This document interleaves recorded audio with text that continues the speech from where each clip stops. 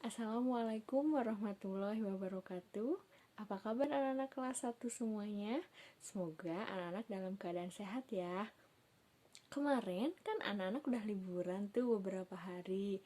Gimana liburannya? Ada yang jalan-jalan atau di rumah aja? Mau di rumah ataupun jalan-jalan, yang penting kita semua selalu dalam keadaan sehat dan selalu dalam lindungan Allah Subhanahu wa Ta'ala. Amin. Hari ini kita mau melanjutkan kembali pembelajaran bahasa Sunda. Tentang apa? Ini dia. Materi ayeuna nyaeta kulawarga abdi atau keluarga saya. Nah, tujuan pembelajaranna supados anak-anak terang kosakata keluarga dalam bahasa Sunda. Urang tingali gambarna.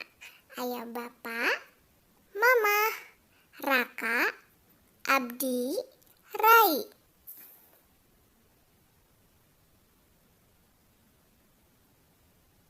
Anu kahiji bapa.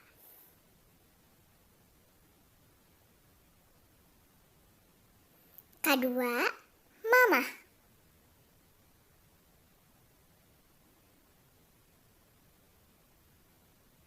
Katilu raka atau bahasa Indonesia nama kakak.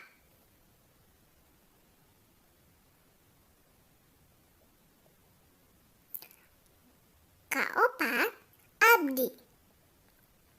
Bahasa Indonesia na saya. Kalima rai. Bahasa Indonesia na adik.